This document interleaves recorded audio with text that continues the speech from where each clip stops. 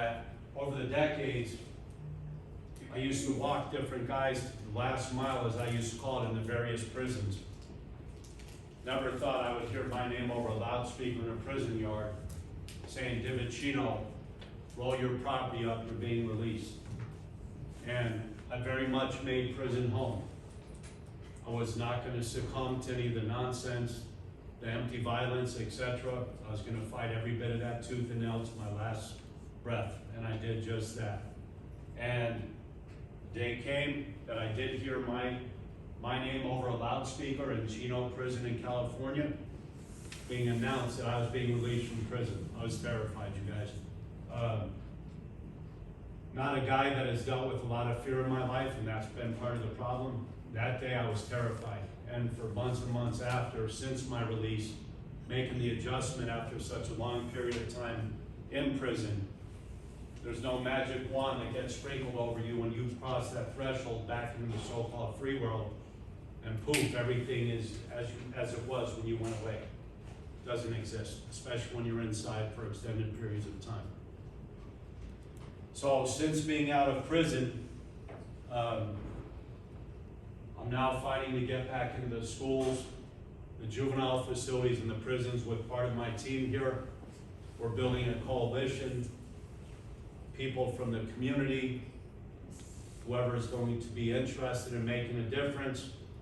And as I stand before every one of you, I've given thought to, since Professor Sheldon has been asking me to please come speak to all of you, how you are all in a very unique position. You place yourself in very unique positions where you can make a real difference in this world.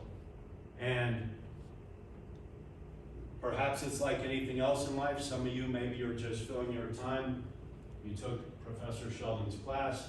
Don't know how far any of you plan on taking your legal careers. But I'm here to assure you, if you're taking it seriously, once again, you could effectuate some real change in the system. There's a thing called mass incarceration going on in this country, and I'd like to see by a show of hands, is anybody in this room familiar with the prison industrial complex / mass incarceration in the US? Oh, we've got a number of hands here. Very, very interesting. So, mass incarceration, very real thing. In fact, so real that mass incarceration is costing this country $80 billion a year to incarcerate. At any given time, there's over 2 million US citizens incarcerated in this country. And that $80 billion being spent a year to incarcerate does not include what is called hidden cost. Hidden cost has doubled that figure. My figures might be a little bit off, but it's estimated that it's costing US taxpayers over $160 billion a year. As I said, that's being funneled into this prison industrial complex. And it's not the wealthy people that are filling the prisons. I'm sure that's no surprise in this classroom. It's not the wealthy. What I implore and I put out there and extend to each and every one of you who has taken this law class and whatever else you're doing in your careers and with your lives, if you're interested at all in making any kind of difference in some of the blighted areas, some of the disadvantaged communities, we got to figure out together, and once again, you guys are ripe to make a real difference in this country. Monies, that $160 billion being spent each year on mass incarceration, in my opinion, that money needs to be reallocated to something else. These impoverished communities, there needs to be more programs, more monies being poured into these communities, these rundown communities, so-called disadvantaged and blighted communities. Prevention instead of punitiveness. Everything is punishable in this country, and there isn't. It's a necessary evil. Prison's a necessary evil. But at what cost, and how many, and who is it filling the prisons? What I say to each of you, regarding who is filling those prisons as long as I've been doing it, from the age of 12 years old. Who's filling these prisons? Mental illness is being criminalized in this country. Addiction is criminalized in this country, and guess what? So is poverty. It is criminalized in this country. So I'm going to implore each and every one of you, as you go on into your life and into your careers, really consider making a real difference in the communities, in the country, and let's see what we could all do together. And as me and my team continue to build this coalition, each and every one of you are invited. If at some point when we have this actually up and going, you want to partake in this and trying to make a real difference, we welcome every one of you. That being said, I don't want to take too much more time, won't have anybody sleeping on me here. Does anybody in the classroom have any questions at all for me or for any of my team? Retired Metro, retired military guy, my sister who stood by me all these years that I've been in and out of these places, the last nearly 30 years in prison. Any questions at all, please raise your hands. Yes. So my dad's a teacher and he's been teaching since like the 90s, like for, I guess, teenagers and kids. Why do you think that there's a rise in violence? Because he's noticed it over the past, I'd say 20-some years, 30 years that he's been teaching, and he was kind of talking to me about it, saying he doesn't understand why there is a rise in violence with fighting or stealing, just being malicious people. Okay, I'll take that, and then I'm going to go ahead and defer to Andy DePalma here, retired Metro. So I've only been out, I don't know if I shared with each of you. Yeah, it was August 4th that I was released, 2019. I haven't been out here long. But what's been a recurring thing in my mind, even as I aged in the different prisons, is to me there's a lack of structure in the communities. We all seem to, one degree or another, mirror what we're seeing in our communities. And in the impoverished communities, middle class communities, a lot of that has to do with drug dealing, violence, gangs have exploded, and lack of structure and love at home, in my opinion, is what I was seeing even from the inside as I dealt with the various gang members. They weren't having they didn't have that structure at home. They didn't have the love at home that they needed. And when I speak about let's all figure out a way to have some of that $160 billion being poured into mass incarceration reallocated to building up some of these impoverished communities, to put some programs in there, put some real structure into the communities. That'd be my thought at first blush. Andy, is there anything you could add to her question about why do you think there's a rise in violence with youth? I think one of the biggest things that you folks have pretty much have all grown up with is the internet and social media. If somebody wanted to fester in hatred, you pretty much had to go to a library. No shit, before the internet. There were things, libraries, right? You go there, you read books. You cursed off, sir. Sorry. How many of you would spend a Saturday for 4 hours reading on some kind of hatred or something that was anti-authority or just something really negative? You pretty much wouldn't do it. But with the access to the internet and social media, it's in our face all the time. You find people that are like you in your groups, whatever those groups are, good or bad. But don't forget, every single day, hundreds of thousands of people wake up every morning giving the whole world a giant FU to rules and responsibilities, and FU to you and your family, because I'm gonna go, steal your car. I'm gonna go smack your mother and grab her purse. I'm gonna go beat the shit out of your boyfriend later on. This is the reality of what we live in. 30 years of watching people get stabbed and beat up and kicked, and just killed, and just horrible crime scenes. There's a reason why our jails are filled. And yeah, the minority of the mental health and the drug addiction, sure, that shouldn't be why the Clark County Detention Center is the largest mental health facility in the city of Las Vegas. That's a crying shame. we're working on making changes on stopping the madness of folks going into jail when they have a mental health condition and there's really no other place to put them. Anybody familiar with the legal hold, L2K? So it's basically gives nurses, doctors, cops, social workers legal reasons and a way to take away your rights for up to 72 hours if we feel that you're a danger to the community, a danger to yourself or others, a few other different clauses that are in there. So if we have the naked lady running down the street, she's really not committing a crime. I mean, she is blocking traffic. The officers are kind of like, what are we going to do with her? Let's just take her to jail. Well, now the L2Ks divert them to the emergency rooms. But now the emergency rooms are packed. Now it's $9,000 a person to take somebody to an ER. So, everything kind of just, kind of fractures out around, the overall crime. So I kind of got a little sideways there, brother. No, you didn't actually. Does that give you some type of parameter there with the answer? Thank you. Anybody else have any questions, Esther? Given that you've been through the system of appeals, it can be a lengthy process, oftentimes difficult to the point of,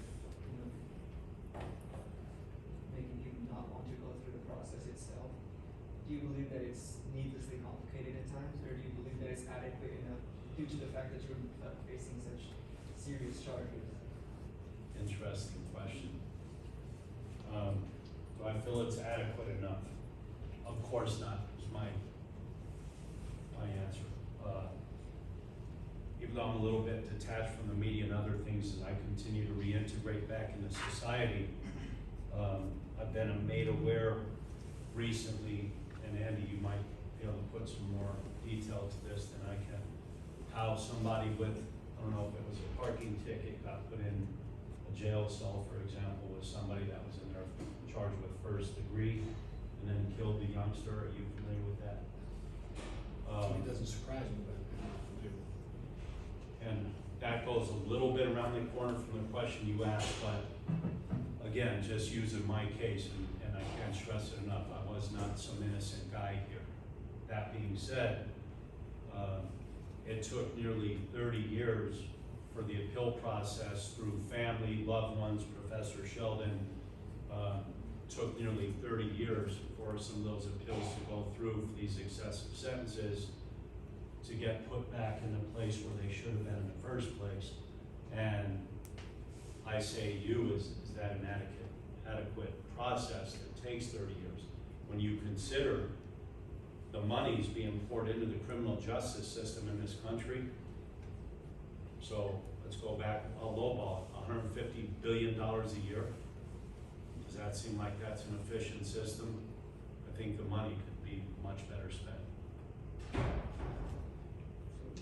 you say that based on the charges, looking at them objectively, due to them being life sentences, do you believe that that's too much time to actually get an appeal, or do you believe that it should come sooner rather than later? Me being, because I came from the opposite side of the train tracks, but of course I'm not that youngster anymore, that young guy that's full of pain, confusion, anger, having worked myself through and my way through the system. It's failing pretty much at every level, in my opinion, and from what I've experienced throughout my life. And it's a big moneymaker. Let's look at it. Corrections, U.S. Department of Corrections is a big moneymaker. And again, it's a necessary evil. We need prisons in this country and probably every other country. But at what cost and what is the trade-off? Crime is not going anywhere. So what is that telling us about the money being dumped into this prison industrial complex? It's a very punitive, we have a very punitive society here in this country, and I'm a very strong advocate. Why can't we look at prevention? Right? Why can't we look at rehabilitation? Why is it if, I'm exaggerating here, I'm going out on a limb, but if you crosswalk, why are we locking you up for that? And Isn't there other alternatives to locking everybody up? Here, let me share something with you that just happened yesterday. One of my guys, he's one of my brothers from in prison. And he was released from prison yesterday. He's a guy, and I get institutionalization, I fight it every day. Institutionalization is very real after spending so many years in prison or anywhere. Perhaps the military, metro, you become institutionalized in different ways. Perhaps even in a college setting, in a light way. Then you have to break the chain of the cycle of the institutionalization. Go to see my guy yesterday, and I'm at the parole and probation, and I'm seeing a lot of the guys of every race. Is that Mikey D? It's Mikey D. Hey, what's up? What's up? I'm embracing everybody, and I want to share love with everybody. I've always been that way. It's just I was the guy who wanted to save everybody else, but I couldn't save myself. So, as I'm there at parole and probation yesterday, and I'm waiting for my particular brother, who happens to be close to my age, he's about 56, 57, very well respected black gang member. And that seems kind of like an oxymoron. How are you well respected? He happens to be an older head like me. He was always trying to get the younger guys to do better. But again, he couldn't get out of his own way. So I ended up seeing a couple of the guys that I knew from throughout the years. And I saw one of them looking at me, and I said, yeah, it's me. I said, come here, man, and we embraced. And I said, when did you get out? And he said, Mikey D, I just got out last month. I said, how long were you gone? He said, 40 years. And, I think for me and my family and loved ones, damn near 30 years was a long time. And here I'm speaking to my guy yesterday, 40 years.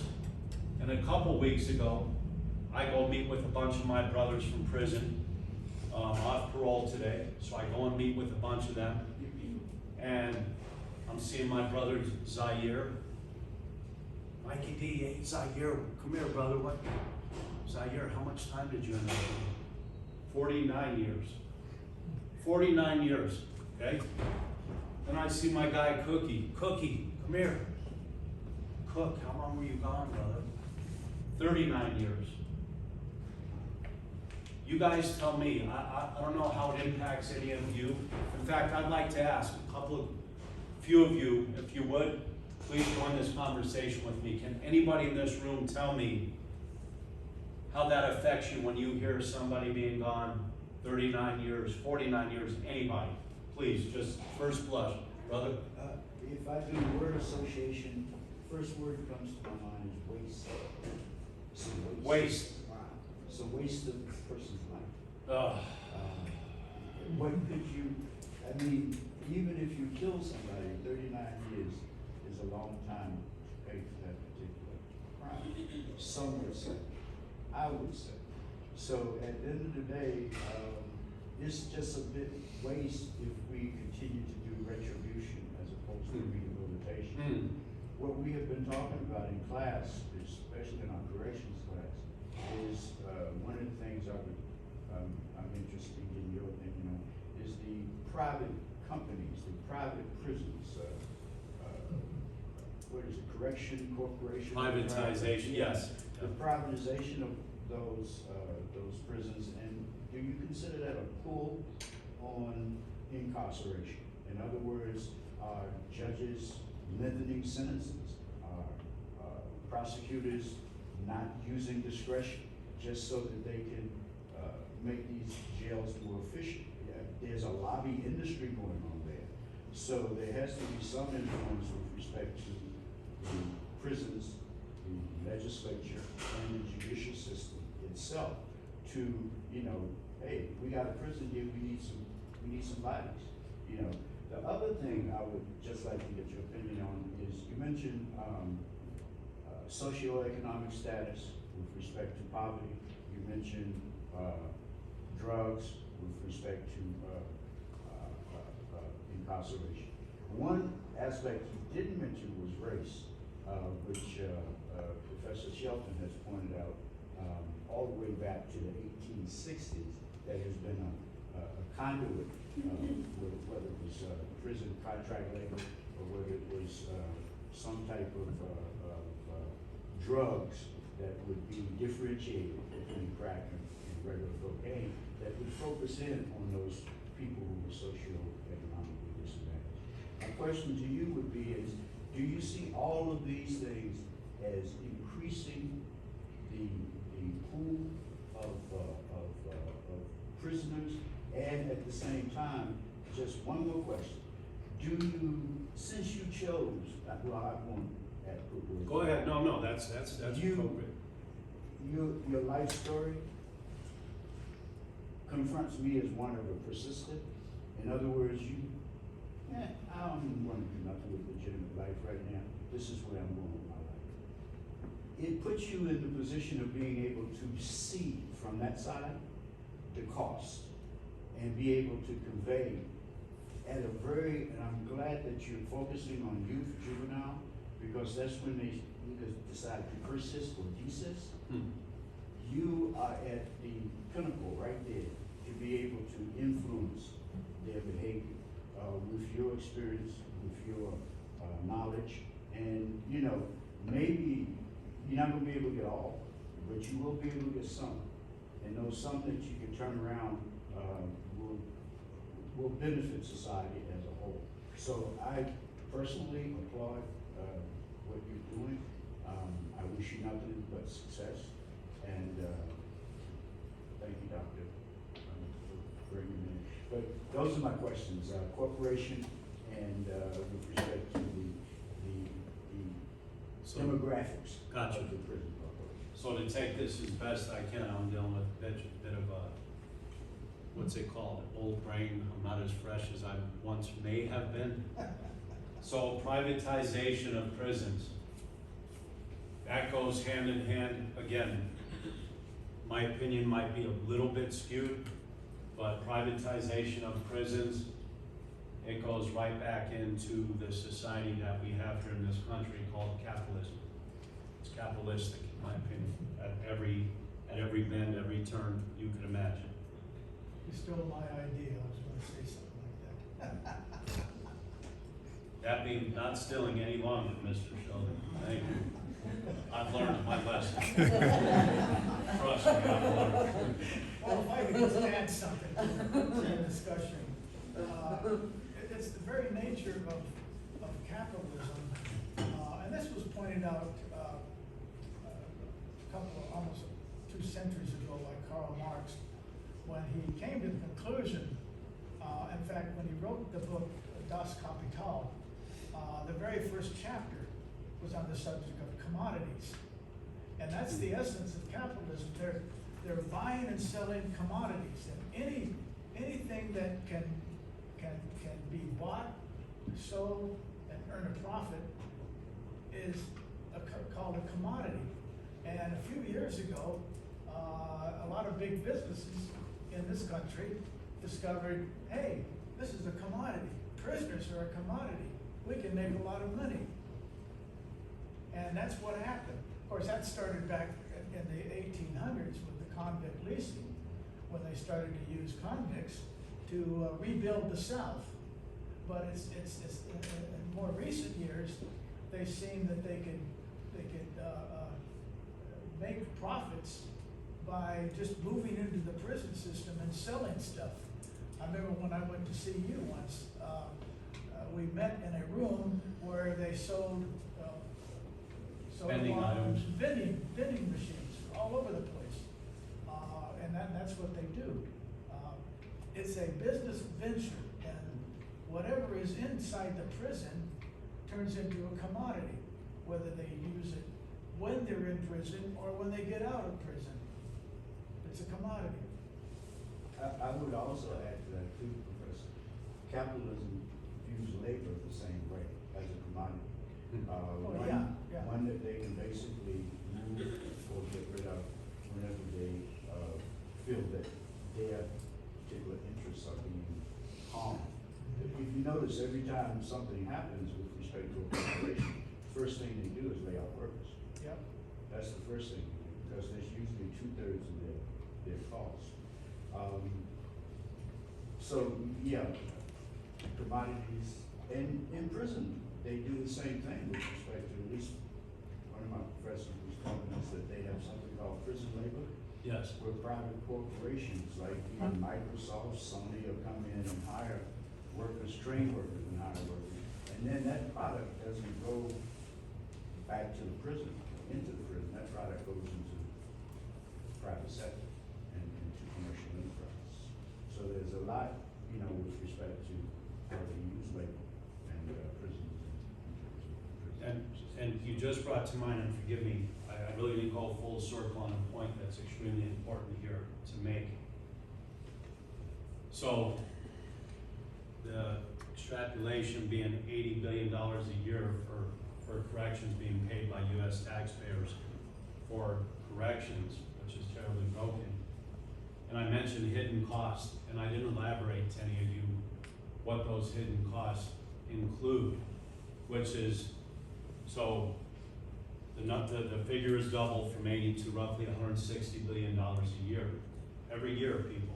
So, hidden costs are incurred, number one, by family members of the incarcerated. As I said, at any given time, there's over 2 million people incarcerated in this country at any given time. That's 1 out of every 100 US citizens that's incarcerated, okay? My math might be a little bit off there. The hidden cost being incurred by the family members of the incarcerated include paying attorney fees, filing writs, appeals, etc. over years, sometimes decades. Travel expenses to go see our family members, loved ones that are incarcerated in different regions of the country. Money's being sent so we could have a little bit of food inside ourselves. Money being sent from family members. Collect calls going on from prisons all over the country, from the incarcerated to their loved ones. This easily eats up at roughly $80 billion being spent each year in the hidden costs that most people aren't even aware of. These costs being incurred by the family members, guess what, when you speak about socioeconomic background, guess what most families' socioeconomic backgrounds are that are paying all these costs for family appeals, food, collect calls. It goes back to when you alluded to race. It's the monies are coming from family members who are mostly lower or middle class families. And that ties directly into race. Race is absolutely disproportionately people's incarcerated in this country. It's race, and there's a huge disproportionate number where that's concerned. I don't know if that answers your question. It does, but it raises another one that Yes. indicated, how important is support? I get the feeling that support, outside support, is very important to your, first of all, keeping your mental head straight. And secondly, having some objective, some goal that relieves the feeling of hopelessness that you get in jail.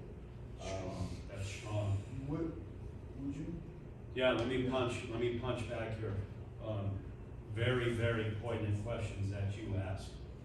Support for anybody that has loved ones, knows somebody, I don't care if it's a neighbor that's locked up in youth authority, adult facilities, etc. Support is everything. Without it, then you're given to the devices that are prisons. Any prison I have ever been in, and I never made it to lower security prisons where they do really have the privatization that this gentleman was referring to. I know it. My usual pay when I did pick up prison jobs inside throughout the decades was typically 13 to 17 cents an hour. 17 cents being on the higher end throughout my tenure inside. I was balling, you guys. I was rolling with that 17 cents. Trust me. That being said, Can I go back to and ask you to refresh what that last statement was you just made? Right? How important was that support, and without that support, would you have been able to, maintain your hope, your positiveness? Okay, so, thank you. In prisons and certainly in the higher level security prisons throughout the country, gang culture is extremely prevalent in the prison systems. Where communities are concerned, young people growing up in the gang, seeing it, mirroring it, wanting to be the thugs, the this, the that. There's of course no future in any of that. That being said, where prison is concerned, when you cross that threshold into the higher level prisons, I can't speak about the lower level, never been there. When you cross that threshold, people, into the prisons, you will, predicated upon your skin color, your ethnicity, and your geographic location, you will emphatically join a prison gang. There's no ifs, ands, or buts about it. What was different for me was I was not willing, and I was willing to make the ultimate sacrifice for that because I was not going to continue to go downhill. I wanted to make a difference where I was. And that did, of course, that came with a price. I don't speak about that much. I've got some good knife wounds in the back of my back of my neck, etc. from my earlier years while I was establishing that I will not be joining any prison gangs, that I will do this the way I'm doing it, that I will try and make an impact with the younger guys, that I will try to pull the young guys out of the gangs. I was willing to bleed out in the prison yard. And again, I typically don't speak on that. There is no boast to that. It's just who I am. That being said, hope versus hopelessness. The support is absolutely necessary. Anybody, once again, has somebody, knows somebody inside, please support them, even if it's by way of writing letters, letting them know they're not forgotten because they're in there. Even though we all made the choice we did to get there, they're in there and they're struggling because if they're not joining the prison gang, they're being preyed upon in the worst ways imaginable. I can't tell anybody here, everybody, the number of suicides that I witnessed during my years in prison, along with maybe a few or more homicides. Can't tell you the number of suicides that I've witnessed. And when you speak about despair, when you speak about hopelessness, individuals, didn't matter what race, using sheets to tie around the bars and hang themselves, that's utter despair. So, going back to the mass incarceration, and I'm purposely going off that path because the way I'm feeling even bringing it up. The mass incarceration, I gotta keep going back to all the money being poured into this system here. Money's gotta be reallocated, it's gotta be dumped into the impoverished communities. Cannot stress that enough. You guys being law students and young people generally, with the exception of a few of us, not saying anything, brother. Some of us being a little older than others here. And God bless you, by the way, that you're in this classroom. Tony, I see Tony holding his hand up. He ain't no fresh youngster himself. That being said, you guys, please, as you go, really vow to yourselves and whatever your God is you believe in to make a difference. Get involved. And yeah, let me go back to any other questions that anybody might have. Anybody? Don't be bashful. Come on. Yes, sir. Regarding gangs in particular and organized crime, earlier you spoke of both having more of a prevention / rehabilitation approach from the government or our criminal justice system instead of our current approach, which is more deterrence and et cetera. How would you focus on the problem with gangs and organized crime as an influence on communities as a sort of entry point? Good question, Andy. Do you mind jumping in there? What can you do with that? Speaking about prevention, gangs, organized crime? Uh, And if you need a minute, I'll dive into So it. organized, the organized crime is pretty much, you're kind of born and bred into that, man. I mean, it's just who you are. So where I grew up in New York, yeah, did I have a shit ton of relatives that were bookies and doing illegal stuff? Absolutely.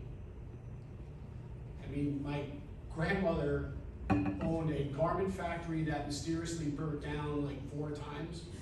Her 2 brothers owned a garbage route, and the other guy, great uncle owned a sausage, like on Sopranos, like that meat company. And so my great uncle owned like 3 or 4 of those in Bronx and Yonkers. So, I mean, it's, you're kind of born into that. It's not like somebody in the middle of Iowa with no relation at all to any kind of organized crime wakes up and says, I'm gonna go run numbers. I'm gonna be a bookie. Like, it just really doesn't happen, so I can handle that part. The gangs, I believe, are gonna be more community related. If you look back to the when America was being built, and you see Chinatown and Little Italy and Little Russia, that was because of survival.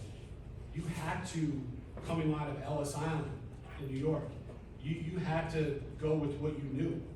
If you had $8 in your pocket and didn't speak English, you had to go to your area. So once you go to your area, now we're, our ethnicity and everything else is all demographically set aside for us. Well, then that's where the gangs start, because now you want to protect your area. You start, kind of wanting to build it up. With Mike's passion and mission of getting into the youths and the kids, that to me is where we'll probably have the most effect. Because when you start talking to kids that are, if they're looking at professional sports and music production as the only 2 career paths that they want, newsflash for you, it's less than, I think, 0.5%. So all these kids' dreams and hopes, yeah, you want to tell them, hey, you can be whatever you want to be. You got to have a backup plan. You don't want a face tattoo at 12. You don't want finger tattoos at 9. Like but it's part of their community. So getting out into the younger ones and trying to get ahead of certain mistakes that they might make younger, that might have a huge lasting effect down the road, is part of the overall plan. And that's where I would think that Mike would have more of a more impact on, is when we would start getting and talking to some of the younger youths. Anybody else, any other questions? I'm sorry. So, given that there's a lot of fatalities in the field, both of officers and of people being, part of the arresting process, do you believe that a portion of officers' paychecks, similar to surgeons, should go towards something like liability insurance? Officers' paychecks? Yes. And liability insurance for who? Liability insurance for the person in question, the person that they would hurt / kill / maim. So most of the police agencies are self-insured. So I don't even know how many millions a year Metro cuts checks out. It could be, the SWAT team kicks in the wrong door, or we damage a house. You check the welfare call, right? Elderly neighbor, no one's seen him for 4 or 5 days. We can't get in. Kind of smell something, we're gonna kick the door. Well, it turns out he or she is fine and just cooking some funky ass meal, and we thought it was a smell of a dead body. We're gonna cut the check for whatever it is to fix that door. So that's where the larger agencies are self-insured and kind of cover that. Looking at this class, like, I don't know how many of you guys want to be police officers. I'm not gonna ask that rhetorically, because it's a different environment, but 20 years ago, 15 years ago, criminal justice classes were usually a gateway for police officers. Now it's not. I would venture to say probably less than 5 of you are interested in putting on a bulletproof vest every single day and seeing the horrible shit that people do to each other every single day for now 33 and a third years out here in Las Vegas. I just don't see it. What I'm hoping that I see are people that are going to help change some of the issues that we're seeing in the criminal justice field. So if you're not gonna put on a uniform, at least have a positive impact, like Mike's saying, with the whole process, whatever that is, you know? I have a question. Sure. Who do you think the justice system was built for, or to protect? Can you say that out louder? Yeah. So, who do you think that the criminal justice system was built for, or to protect who exactly? So who the criminal justice system is built for? Mm-hmm.